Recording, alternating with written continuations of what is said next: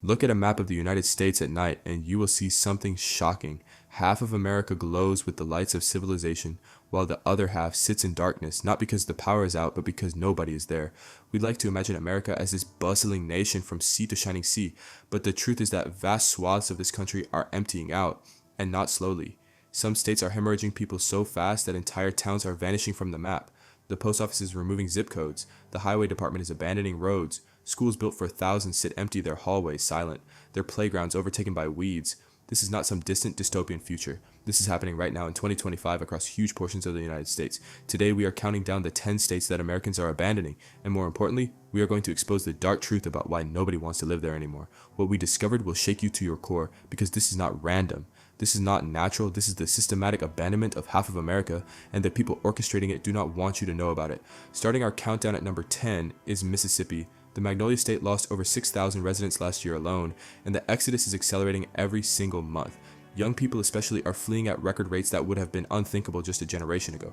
The state's own Economic Development Authority admitted in a leaked internal memo that 70% of college graduates leave within 5 years of getting their diploma, but here's what they did not tell you. 90% never come back. Ever. They are not leaving for adventure, they are leaving for survival. Mississippi has the lowest median household income in America at just $49,000, while the national average sits at $75,000. A teacher in Jackson, Mississippi makes $37,000 a year. That same teacher can make $70,000 in Houston. Do the math, but income is only part of the story. The real horror is in the details nobody talks about.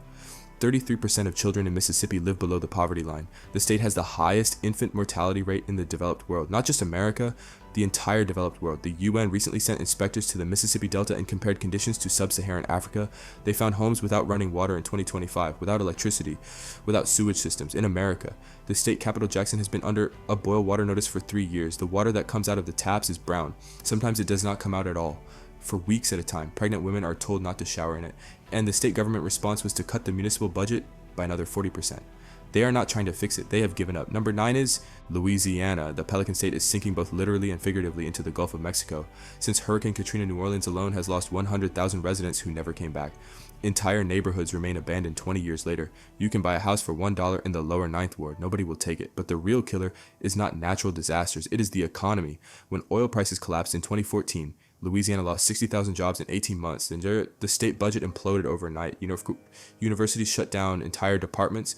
LSU nearly lost accreditation. They were 48 hours from closing the medical school, the only medical school in the state. Hospitals closed entire wings. Charity Hospital, the second oldest hospital in America, sits abandoned in downtown New Orleans. 10 stories of empty rooms where people used to save lives.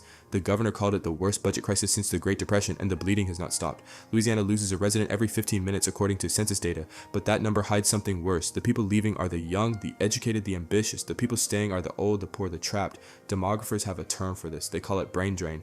Louisiana is not just losing people, it is losing its future. Lake Charles was hit by 2 hurricanes in 2020. Half the city is still blue tarps and FEMA trailers 5 years later. Insurance companies will not write new policies anywhere south of Interstate 10. That is 1/3 of the state uninsurable, which means unsellable, which means worthless. Families who owned homes for generations now own nothing. The land is still there, but the value is gone. Forever. Illinois takes the number 8 spot, and it might surprise you to see a state with Chicago on this list, but Illinois has lost more residents than any other state for 8 consecutive years. Over 250,000 people gone since 2014. That is the population of an entire city just vanished. The land of Lincoln is experiencing something demographers call domestic outmigration. People are not leaving for other countries, they are fleeing to other states, and they are taking their tax dollars with them. The Illinois Policy Institute calculated that the state loses $10 million in taxable income every single day from people moving away. $3.6 billion a year walking out the door, and it is accelerating. Property taxes in Illinois are the second highest in America. In some Chicago suburbs, people pay more in property tax than they pay for their mortgage. $30,000 a year just in property taxes for a middle-class home. The state pension system is $200 billion underfunded. That is not a typo. $200 billion. Every man, woman, and child in Illinois owes $15,000 just to cover pensions for retired government. Workers, people who are not even working anymore. Moody's called Illinois a failed state in all but name. They downgraded state bonds to 1 level above junk, the lowest rating of any state in American history. Cairo, Illinois once had 30,000 people. It was going to be the next Chicago. Now it has 2,000. The city council voted to dissolve the city, to just give up and cease to exist, but the state said no. They have to keep going. A zombie city forced to shamble on. Number 7 is New York. And before you say, wait, New York City is booming, let me stop you right there. New York State lost more residents than any other state in raw numbers last year. 400,000 people gone in just 3 years. That is like losing the entire city of Tampa. And it is not just upstate dying, even Manhattan is shrinking. For the first time since the 1970s, New York City lost population. The New York Times called it an urban exodus. Remote work killed the biggest advantage New York had. Why pay $4,000 for a studio apartment when you can work from anywhere? But there is something they are not telling you. The people leaving are not coming back. Moving trucks out of New York outnumber moving trucks in by 3 to 1. United Van Lines, the largest moving company in America, says 67% of all New York moves are outbound, the highest rate they have ever recorded. Upstate is even worse. Buffalo has lost half its population since 1950. Half. Syracuse is down 40%. Rochester is down 36%. These were thriving cities. Kodak employed 60,000 people in Rochester. Now it employs 3,000. Xerox employed 20,000. Now it is under 2,000. IBM in Binghamton went from 20,000 to 0. They did not downsize. They left completely. The factories are still there, empty, rotting, too expensive to demolish, too contaminated to redevelop. They just sit there, monuments to what used to be. Property taxes in Westchester County average $20,000 a year. The state income tax rate hits 10.9%. New York City adds another 4% on top. That is 15% of your income gone before federal taxes even start. A software engineer making $200,000 takes home less in New York than someone making $150,000 in Austin. The math does not work, and people are finally figuring it out. Coming in at number 6 is New Mexico. The land of enchantment has become the land of abandonment. Entire counties in New Mexico have lost a quarter of their population in the last decade. The state has the highest percentage of residents on food stamps, 21%, the second highest poverty rate, the worst education outcomes in America. Dead last in education, 50th out of 50. Intel just closed its massive chip plant in Rio Rancho. That was 3,000 high-paying jobs gone overnight. The average salary was $90,000. Those jobs are never coming back. The Economic Development Secretary said the state is in a death spiral. Those are his words, not mine. Crime in Albuquerque is so bad that residents call it a war zone. The murder rate is 3 times the national average. Car theft is 5 times higher. Home invasion is 6 times higher. Breaking Bad was not fiction. It was a documentary. Entire neighborhoods in Albuquerque have been abandoned to gangs. The police do not even patrol them anymore. They have given up. The mayor suggested residents hire private security. In Espanola, the overdose rate is the highest in America. 8 times the national average. Parents find needles in elementary school playgrounds. The state stopped reporting overdose deaths because the numbers were scaring away the last remaining businesses. They are literally hiding how bad it has gotten. Route 66, the famous highway that built towns across New Mexico, is now called the Highway of Death. Every town along it is dying or dead. Tucumcari had 10,000 people. Now it has 4,000. Santa Rosa had 5,000. Now it has 2,000. The motels are abandoned. The diners are closed. The gas stations are empty. Just 2-lane blacktop running through ghost towns. Number 5 might shock you. California. Yes, the Golden State is losing people for the first time in recorded history. Over 500,000 residents left between 2020 and 2022, and 2023 was worse. 2024 was worse than that. Tech workers are fleeing to Texas, families are escaping to Arizona, retirees are running to Florida. The median home price in California hit $800,000. In San Francisco, it is $1.4 million. The average rent in San Francisco is $3,600 for a 1-bedroom. That is $43,000 a year just for rent. A U-Haul from Los Angeles to Dallas costs 4 times more than the reverse trip. Because so many people are leaving, they cannot get trucks back to California fast enough. It costs $2,000 to rent a truck one way out of California, $500 to rent one back, supply and demand. But here is what nobody is talking about. It is not just people leaving, it is businesses. Charles Schwab moved its headquarters to Texas, Oracle moved to Texas, Hewlett-Packard Enterprise moved to Texas, Tesla moved to Texas. These are California companies, born in California, built in California, and they are running away as fast as they can. 13,000 businesses have left California in the last 5 years, and they took the jobs with them. California has the highest state income tax in America, 13.3%, the highest gas tax, the highest sales tax. A family making $100,000 pays $30,000 in combined state and local taxes. In Texas, they pay zero state income tax. The math is simple, and people are doing it. I say not. Francisco has more drug addicts than high school students. That is not hyperbole. There are 7,000 high school students in San Francisco public schools. There are 8,000 registered drug addicts, and those are just the ones they count. The real number is probably double. The city spends $700 million a year on homelessness. That is $100,000 per homeless person. Where does the money go? Nobody knows, nobody asks, nobody cares. They just keep spending, and the problem keeps getting worse. Number 4 is Connecticut. The Constitution state has been shrinking for 7 straight years. General Electric moved its headquarters out after 140 years. 140 years of history gone. Aetna Insurance left for New York. The state has not recovered the jobs lost in the 2008 recession. It is the only state that has not. Think about that. Every other state recovered. Connecticut never did. It has been 17 years. Young people call Connecticut the dead zone. No jobs, no culture, no future. The University of Connecticut surveyed graduates and found 82% plan to leave the state immediately after graduation. Not eventually, immediately. They already have their U-Hauls reserved. Bridgeport, the largest city in Connecticut, has the same population it had in 1930. It has not grown in 95 years. Hartford, the capital, is shrinking so fast they cannot maintain basic services. The fire department does not have enough firefighters. The police department does not have enough cops. Response time for a 911 call is 45 minutes. For an emergency, 45 minutes. The city is functionally lawless. Property crime is not even investigated. They do not have the resources. Connecticut has the highest per capita debt of any state, $53,000 per resident. Every single person in Connecticut owes $53,000 in state debt. A family of 4 owes $200,000 before they even start counting their own debt. And the state solution is to raise taxes. Again, they just passed another tax increase, the 8th in 10 years. They are literally taxing people into leaving and then wondering why tax revenue keeps falling. Taking the number 3 spot is Alaska. The last frontier is becoming the lost frontier. Alaska has lost population 4 years running.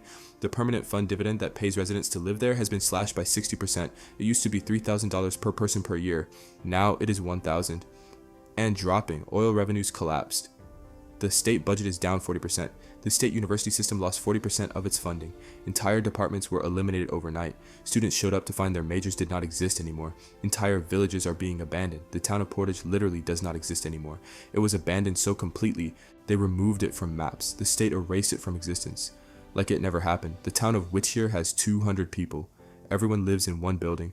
A single 14-story building. Because it is too expensive to heat multiple buildings through the winter, they are literally consolidating humans for warmth. Like penguins, the state economist projects Alaska will lose another 50,000 people by 2030. That is 10% of the remaining population. But here is the really scary part. The permafrost is melting. Houses are sinking into the ground. Roads are buckling and breaking. The Alaska pipeline is at risk of catastrophic failure. Engineers say it could rupture at any moment. And when it does, the cleanup costs will bankrupt the state. Insurance companies know this. They have stopped writing new policies for huge parts of Alaska. No insurance means no mortgages. No mortgages means no home sales. No home sales means people are trapped. They cannot leave even if they want to. Their biggest asset is worthless, unsellable. They are prisoners in a dying state. Number 2 is Hawaii, and this one breaks my heart. Paradise is dying. Hawaii lost more population by percentage than any other state last year, and the people leaving are not tourists who overstayed. They are native Hawaiians, the people whose ancestors lived there for 1,000 years, being forced off their own islands. The median home price on Oahu is over $1 million.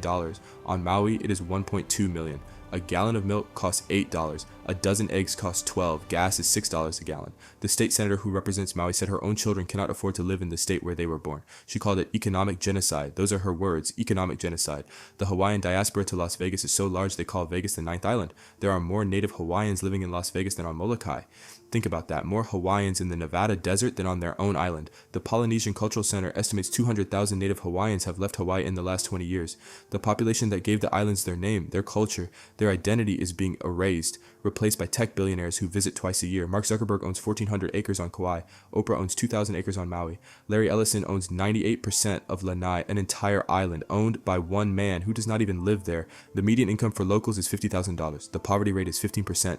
Higher than the national average. In Paradise, 1 in 7 people in Hawaii cannot afford food. The food banks are overwhelmed. Teachers are living in their cars. Our nurses are working 3 jobs. And the state solution was to propose a tourist tax on the only industry keeping the economy alive. They are literally destroying the last functioning part of their economy because they have given up trying to save it. And the number 1 state Americans are abandoning is West Virginia. The mountain state has lost 10% of its population in the last decade. That is 200,000 people from a state of only 1.8 million.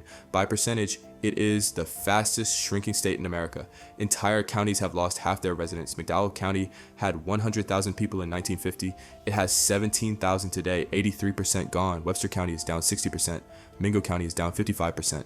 These are not gradual declines. These are population collapses. The coal industry that built West Virginia employed 120,000 people in 1950. Today it employs 11,000 and it is not coming back. Natural gas killed coal. Solar is killing natural gas. The governor admitted the state will lose another 100,000 people by 2030. At this rate, West Virginia will not exist as a functioning state by 2050. It will be a nature preserve with a few scattered humans. Like a museum of what America used to be. The drug crisis in West Virginia is beyond comprehension. They have the highest overdose rate in America, 3 times the national average. In some counties, it is 10 times higher. Huntington is called the overdose capital of America. Paramedics carry multiple doses of Narcan because people are overdosing on fentanyl laced with elephant tranquilizer. They die, get revived, and die again, sometimes 3 times in one day. The same person. The state health department stopped publishing overdose statistics because they said it was too depressing to even document anymore. Entire towns have been swallowed by addiction. Man, West Virginia has 800 people. 100 are registered addicts. 1 in 8. That is just the ones who admit it.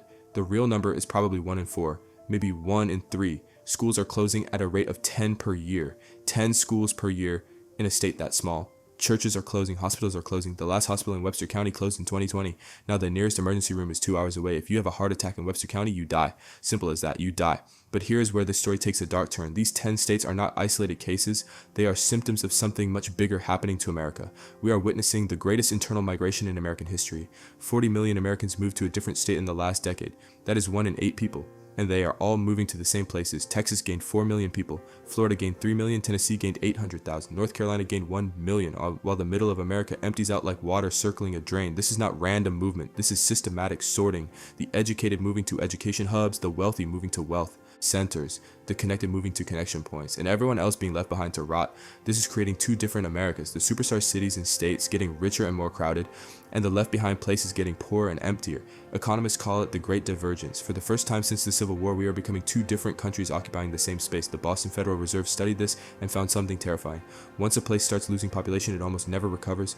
It enters what they call a doom loop. People leave, tax revenue drops, services get cut, more people leave, businesses close, jobs disappear, even more people leave. The infrastructure crumbles, the tax base collapses, and the death spiral accelerates. They found only 3 examples in American history of places that reversed population decline. 3 out of thousands. The odds of recovery are essentially 0.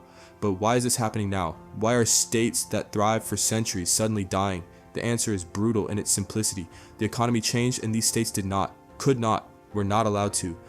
West Virginia bet everything on coal. Louisiana bet on oil. Connecticut bet on insurance and finance. Mississippi bet on agriculture. Alaska bet on petroleum. When those industries died or moved, the states had nothing left. But there is something deeper happening here, something nobody wants to talk about, something that explains everything.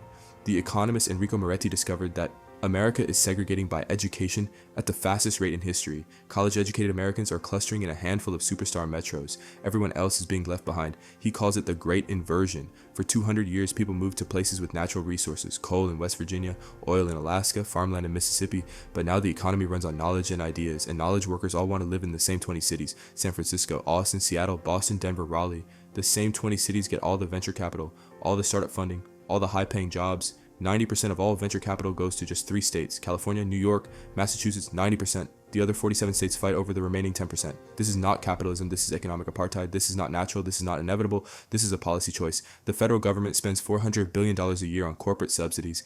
80% of that money goes to companies in just 5 states: California, New York, Texas, Florida, and Virginia. The rest of America gets crumbs. Amazon's second headquarters search was supposed to help a struggling city.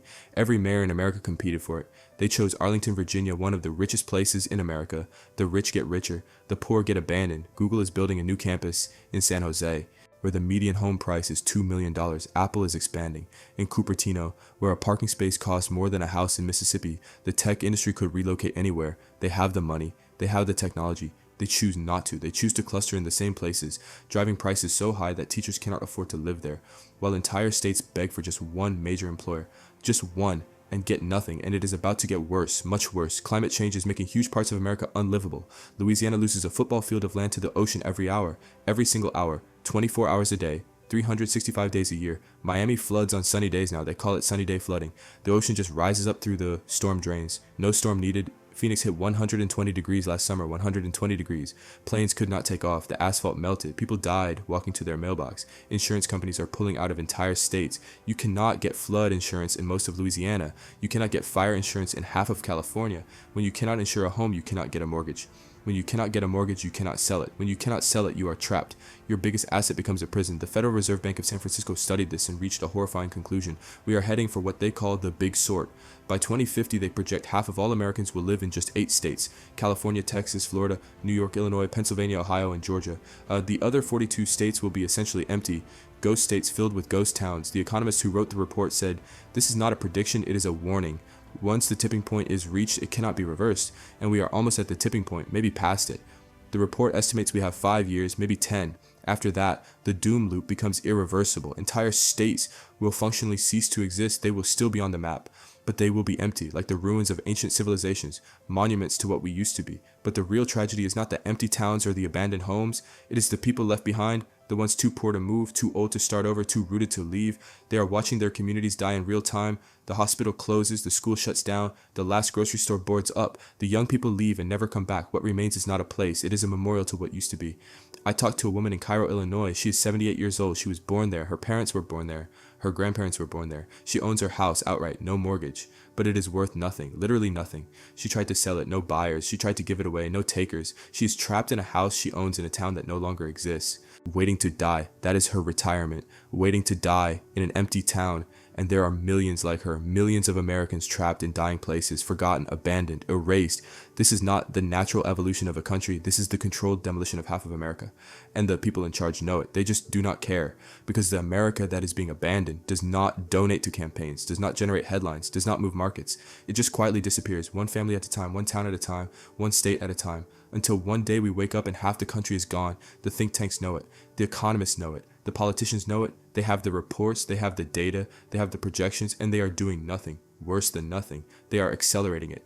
Every policy decision makes it worse. Every tax break for the coast, every subsidy for the superstar cities, every investment in the already wealthy, it all accelerates the death of middle America. The question is not whether this will happen. It is happening right now, today, while we argue about everything else. The question is whether we are going to do anything about it, or whether we are going to let half of America turn into a wasteland, because once it is gone, it is never coming back. And the America we thought we knew will exist only in memory. A ghost story we tell about a country that used to stretch from sea to shining sea before we let half of it die, before we chose to let half of it die, because make no mistake, this is a choice. Every day we do not act is a choice. Every policy we do not change is a choice. Every dying town we ignore is a choice. We are choosing to let half of America die, and once it is dead forever.